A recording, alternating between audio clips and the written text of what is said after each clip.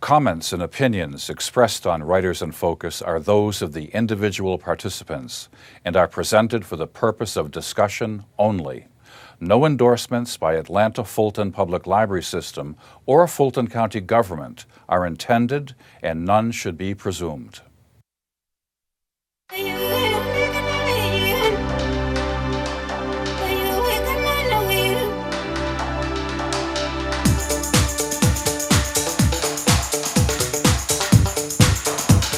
Hi, welcome to Writers in Focus. I'm your host, James Taylor, and today I'm delighted to have as my guest Susan Rebecca White. May I call you Susan? Yes. I'd like to welcome you to the Atlanta Fulton Public Library and the Fulton County Government Center. By way of introduction, you are that rarest of creatures. You're an Atlanta writer from Atlanta. You grew up with Krispy Kremes, with going to the varsity and so on. I've been doing this show for almost 3 decades, and there are very few Atlanta writers, Margaret Mitchell and you. No, I'm just kidding. But listen, you've written 2 previous wonderful novels called Bound South and A Soft Place to Land. We're here to talk about your most recent novel called A Place at the Table.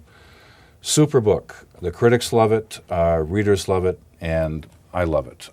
It's character-driven. I don't want to give away too much of the plot. It's a page-turner, but it centers on 3 remarkable people, Alice Stone, Bobby Banks, and Amelia Brighton. The prologue kind of sets the tone, but then the book lifts off. Who's Alice Stone? Well. Okay, is that enough? First, thank you for having me. Okay. Alice Stone is... Let me do it. This might be better. Yeah. Let's talk about the genesis of the book. Sure. Let's talk about Edna Lewis and Scott Peacock. Yeah. Who were they? Yeah. So when I was living in San Francisco, I grew up in Atlanta. We're off and running. Okay. Right. Good. Go ahead. I grew up in Atlanta and had moved to San Francisco after college. And my mom sent me this book, actually, that you have. The Gift of Southern Cooking? Yes. Edna Lewis and Scott Peacock. Yeah. Here's a white man and an elderly black woman. Yeah. And so she sent this to me sort of, so I could cook recipes from the South. Yeah. But I became really interested in their story because these 2 people who wrote this book were great friends, ended up living with each other at the end of Edna's life. Scott helped take care of her at the end of her life. She mentored him when he was a young chef in the kitchen, and he spoke about how he helped her in all of these sort of pivotal ways in his life, and one of that was coming out as a gay man. Yeah. She was kind of the doyenne of Southern cooking before Southern cooking was anything. Absolutely. He cooked at the governor's mansion, Horseradish Cafe, yeah, I think Watershed. So. Yeah. And she had this whole, amazing career before her friendship with Scott. She had worked at Cafe Nicholson in New York. Tell us about the Cafe Nicholson. Go ahead. So the whole thing, I got this cookbook and I loved the recipes, and then I sort of started pulling on the story behind the recipes, and it just revealed more and more richer and richer and richer stories. And one was Edna's life story. And just to start at the beginning, she grew up in a community that had been founded by freed slaves, and her grandfather was one of them. It was in Virginia. It was called Freetown. It was an autonomous farming community. Everything they ate, they'd either caught, harvested, and owned their own land. Owned everything. Right. They put on Shakespeare plays once a month. Wow. They had teachers from various colleges come down and live in the community for a year and teach the students. So it's just this really thriving, amazing place that got hit hard by the Depression, as so many places did. And she left and eventually wound up in New York. And eventually, it's like all of these strange ways that life works, but eventually ended up being the chef at this East Side Cafe in Manhattan. This was she at the time. Don't you yeah. think? Yeah, definitely. I mean, it was a kind of an interesting place because you could be a sort of artist from Greenwich Village and come up, or you could be a theater person and come east, or you could be an Upper East Side lady who lunches and just come down a little bit. And the cafe was sort of in that center. Well, this is in real life, folks. This real is life. Right. But Gore Vidal would show up, Tennessee Williams, Donald Wyndham, ballet stars, met opera stars, the whole business, right? Yeah, and so the man who, she co-owned the cafe with this man, Johnny Nicholson, And he had just this whole entry into the art and theater world. So all these people were just coming. And she had the idea that they should have a simple menu. So it was, I think you had a choice of roast chicken with herbs or steak tenderloin with a béarnaise sauce.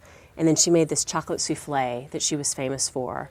And she would pull it out of the oven hot and rush it to the table, and it would still be rising as it got to your table, and she had a chocolate sauce. And But this food had not heretofore existed in New York City. This was very sophisticated country cooking in many ways, but go ahead. Well, actually, You're a foodie also, I know that. I am. Apparently, she sort of trained, she couldn't cook traditional country food at this East Side Cafe, not in the late 1940s and early 1950s. That was considered like, gauche and not sophisticated. So apparently I'd read somewhere that she had a finger on Escoffier, but also was sort of relying on her memory of taste as a girl growing up. So she had this sort of impeccable sense of food, but was kind of bringing techniques that she learned growing up and then kind of making it sophisticated enough for the New Yorkers. Julia Child in a Southern kitchen. Okay. Yeah. So she was she was a huge early proponent of farmers markets and shopping local and eating seasonally and all of that stuff. Way before it became a sort of known movement.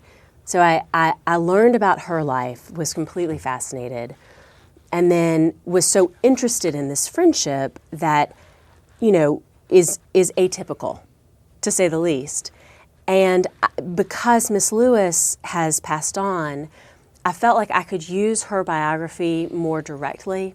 Whereas with Scott Peacock, I know Scott, he's lovely, he has his own story to tell. I didn't want to be encroaching on his story. Wow. So I was going to be writing about a young, white, gay man growing up in the South in the 1970s. In Decatur, no less. In Decatur. And that's not Scott's story. Right. But it was sort of taken from, I was just taking this friendship that he had with Miss Lewis and then kind of backtracking and saying, okay, well, who can I write about who's going to later be influenced by this older sort of celebrated black chef? So that was the genesis for my writing this book. So that's kind of the structure of the novel, and it's a super novel. It begins with Alice Stone and the breakup of Emancipation. Yeah. And she has a brother, James. We don't know what happens to him. I'm not going to say anything. I'm not going to give anything away.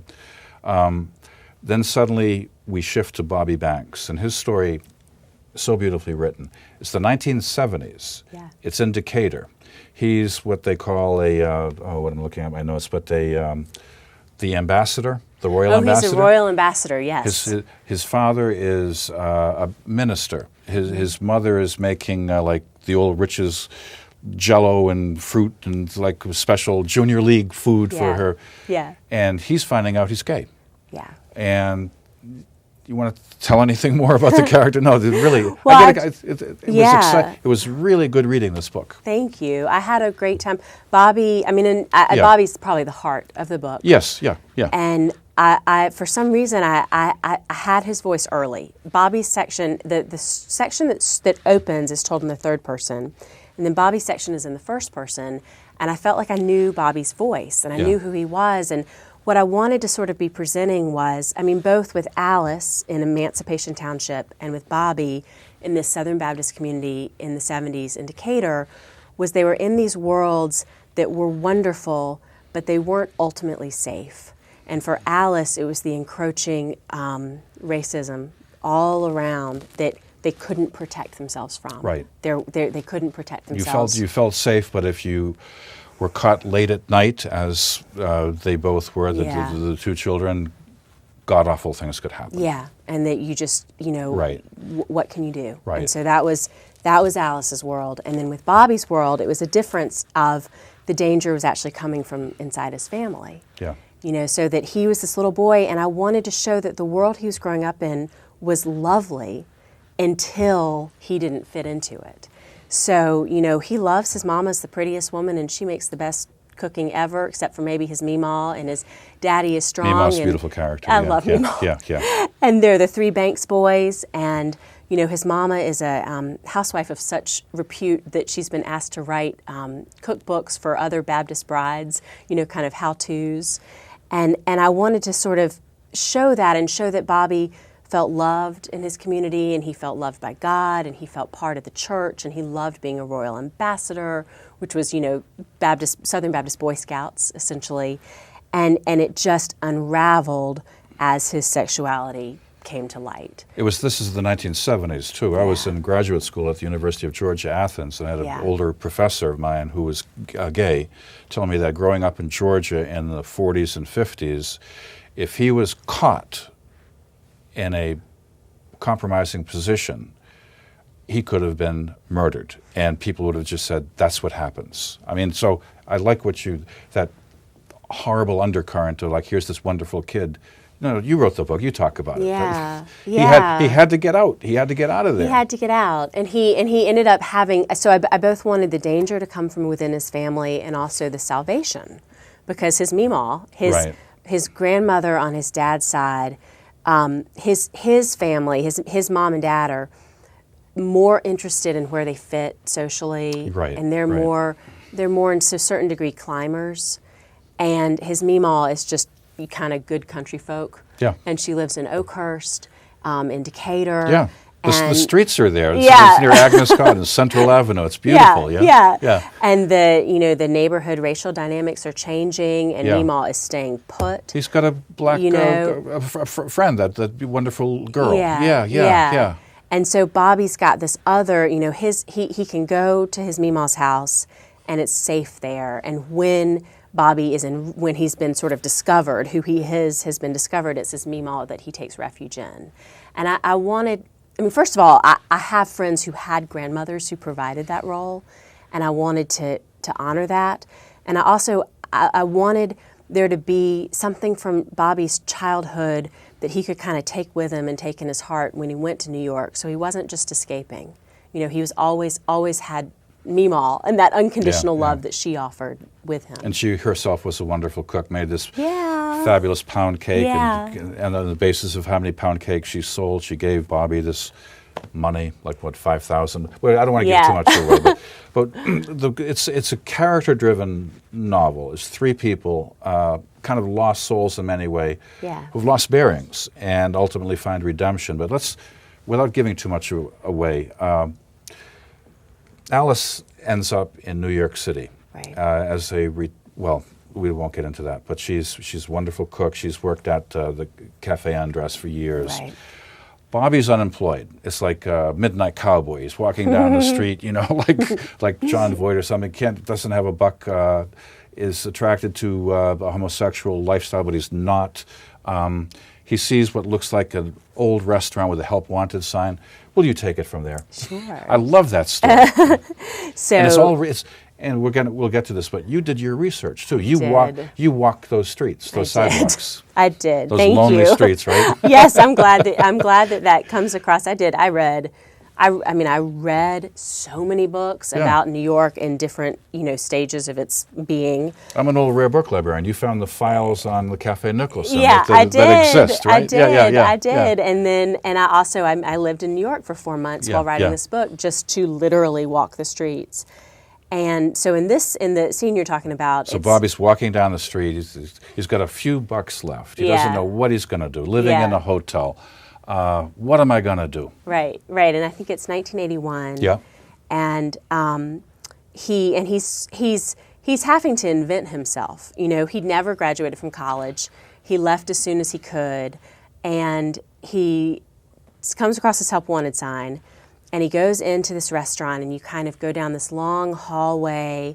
It's kind of dusty, and then he opens the door, and it's what was once a kind of, grand, wonderful, almost Baroque restaurant it's got these white marble statues of women, and there's a parrot that cries out when he first walks in, and there's, a pyramid of white eggs on the bar and copper tops, and this very effusive man runs and seats him and starts talking to him, and that's Gus Andres, who's the owner of the cafe. And the cafe had been what Cafe Nicholson was, that I was referring to earlier. It had been this sort of meeting place for all of these artists and writers, and it had been this kind of center of cultural New York, and it's kind of past its prime at this point. Yeah. And Gus, to a certain degree, Gus is a good, 40 years older than Bobby, and he's flirting with Bobby a little bit. And Bobby's kind of flirting back because he really wants a job. And Gus says, I just hired someone. I'm sorry, but, tell me more about yourself. And so they talk, and eventually Gus serves Bobby this chocolate mousse that the cafe is famous for. And Bobby notices something in the taste. He notices that there's espresso in it. And I guess Gus kind of picks up that this is someone who actually has an intuitive sense for food. And I think he likes Bobby, and he likes Bobby's, in a way, outrage. Bobby's making up lies about how, he trained at the Cordon Bleu and, all this stuff. And Gus knows that Bobby is completely lying. But he ends up giving Bobby a cookbook written by Alice Stone, who's the first character we meet, who grew up in Emancipation Township. A.K.A. Edna Lewis. And saying, it's beautiful. This is the woman who was the chef here before. Read these recipes. I need a line cook. Come in for a tester. We'll see what happens. And that's kind of Bobby's entry into legitimate work in New York and into this food world. And it ends up taking him into a much more sophisticated world than he'd ever been a part of. It's so well written that it just even my memory of the novel flows. So here's Bobby. He's going to cook a lunch for some people. And of course, Alice is invited. Truman Capote is invited, but he doesn't show up. Right. But Amelia Brighton runs in and says, "Oh my God, my husband is seeing someone from high school and wants me to cook for her, blah, blah, blah, like a girl." And so who's Amelia? That's the third pillar of this novel. So Amelia, it's a novel that to a certain degree takes faith on the part of the reader because not everything is linked until you get toward the end. And Amelia makes a kind of cameo in this scene. Well, you made me read it, Good. Susan. Good. And then at the final third of the novel is told in her voice. So Amelia is, by the time it gets to her voice, she's in her mid-40s. Her oldest daughter has just left to start as a freshman at Emory. Her youngest daughter is in boarding school. Her aunt is a kind of well-known editor in New York, and actually what is the editor of Alice Stone. And Amelia's lived her whole life in Connecticut. She grew up in kind of western country Connecticut, now lives in Old Greenwich, which is very Tony and near New York. Her husband, Cam, commutes into the city. She's been a housewife. Not a nice guy, but I'm not going to say, And she and Cam have disconnected for a long time, and she feels like now that her children have left, maybe they'll be able to find each other again. And of course, that's not at all Cam's intentions. And Amelia is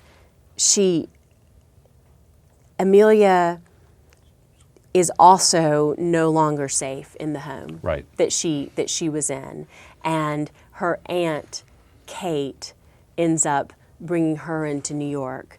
And in fact, the first meal they have together in New York is in Cafe Andres, which has now had a revitalization because of this young chef Bobby that came in a while back. And then Amelia's life ends up being much more intrinsically linked to Bobby and Alice's than any of them knew. Was this hard to write? Because it reads so smoothly, Susan. But you've got this admixture of three distinct voices, people, and milieus, locales. Yeah, it was hard to write, and I was writing it during a divorce, and I was under a lot of. But it's not autobiographical. It's not autobiographical at all. Although I will say I just hope your ex-husband was not like Cam. No, I mean Cam is not my ex-husband. all right. Cam is not my ex-husband, but some of those things that Amelia is going through, which is saying, I've always believed this one story about my family, or I've always believed this one story about my marriage, and I'm recognizing that it's not true and it's unraveling, and I have to look deeper. And that definitely resonated with my own. The divorce dialogue rang true, not having experienced a divorce or anything like that, but she thinks everything is kind of okay, even though like she's left the poodle in the Volvo, and the poodle had an unfortunate demise, and so they're getting along. They're making love. Amelia says, "So what's the problem?" And Camp says, "Everything." I mean, I'm exaggerating, but everything. Yeah. Wow. That's very powerful writing. Yeah. I have needs, I know. Cam kind of, well, That it's was sort of good- like good there's oil all over the floor, and Cam Yeah, just yeah. sets the fire, sets the lighter to it. Yeah. So that it was interesting because when I started writing about Amelia, I didn't know how her story was going to link in. I think my subconscious knew, but I didn't know up here, and I kept thinking to myself, why am I writing this? I need to get back to Bobby. I need to get back to Alice. But I also was writing myself through a divorce. And so I was putting a lot of that into Amelia. And then I knew, I mean, the part of the story that we won't talk about because that's kind of the mystery. Sure. I knew that was true, that was going to happen, that was part of James's story, the mystery. But I didn't know how Amelia was linked to it. But again, I think I knew. Right. Call it not the denouement, but say that one of the climaxes of the book is it caught me completely off guard, which is a sign of a really well-written novel. I'm not going to say a word about what. No, Right. I promise I won't. Listen, I promised myself I'd ask you this question, Yeah. but I love Teresa Weaver, Yeah, and me she too. asked you this question, a former book editor at the HAC, Georgia Center for the Book, and so on. But Teresa thought one of the great motifs in the book was belonging. All three characters have a sense of they had once belonged, they had lost it, and now where am I going? Where does one belong in life? And Yeah. it can be a huge issue. And you said, and I quote, I'm from a family of his, hers, and ours. I'm the ours. And for some reason that fascinated me. What did you mean by that? You're the youngest of 6 kids. Yeah. Yeah. So I'm the youngest of 6. And you got a famous stepsister writer. I do, or Okay. half-sister. Half-sister. Half-sister. Yeah, Lauren Miracle, who's Okay. a YA author and was at one point the most banned author in America. Because if you write for YA, it's easy to get your book pulled off the library she shelf. should have been banned from your family. I read some interviews with her. Like, didn't you say that she would make up these games where like, you're drinking some orange Fanta? And she says yeah. that's the like burnt out sons in there. No, go, Yeah. but go ahead. Yeah. But She was- what's the sense of ours? But my parents knew each other growing up, married other people, had children in those first marriages, left those marriages for each other, and their kids were young. And so Wow. they But they knew each other growing up. knew each other growing up. They went to the same church growing up. Their families knew each other. Yeah, They yeah. just didn't get together. And then they left their spouses, married each other, and had me. And so that seemed normal to me. I mean, I was born, and it seemed very normal that I would have, 5 siblings, all under the age of 8, and half of them would have different moms, and half of them would have different dads, and some of them I'd see on the weekends, and some of them I wouldn't. Half of them were raised in a fundamentalist Pentecostal background. Half of us were raised in a much more sort of mainline Protestant background. Half raised outside the perimeter, half raised inside the perimeter. Wow. And I was sort of given the dubious honor of being the tie that binds it all.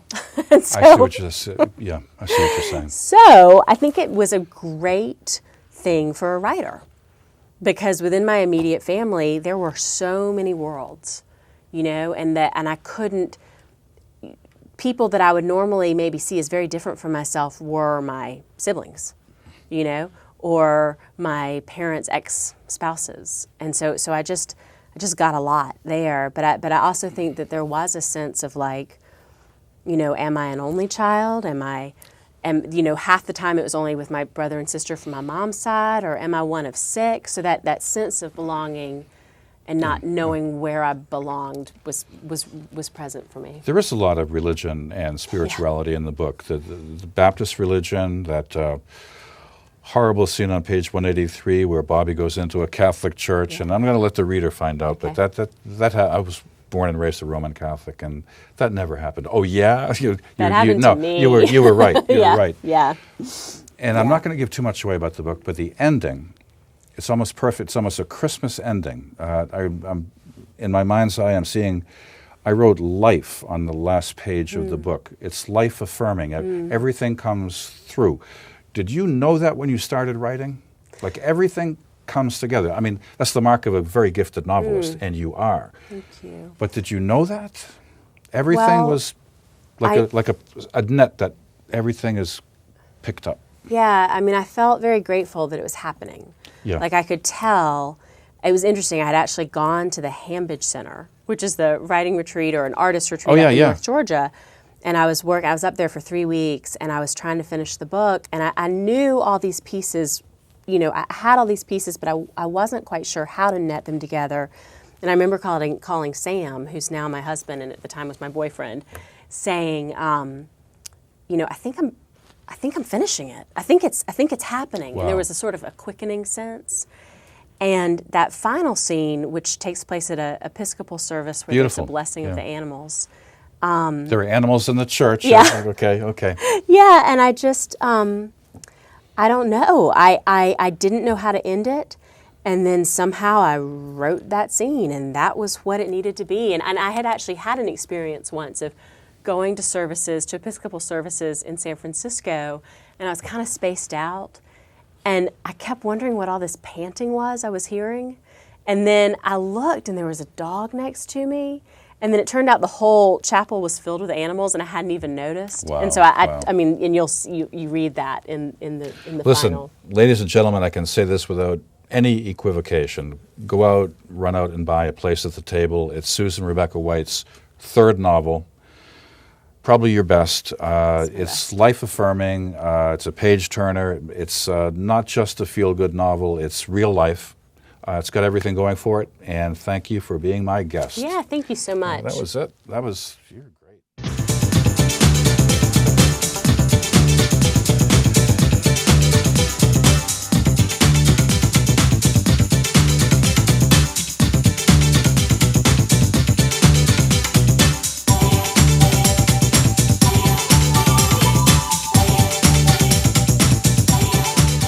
Comments and opinions expressed on Writers in Focus are those of the individual participants and are presented for the purpose of discussion only.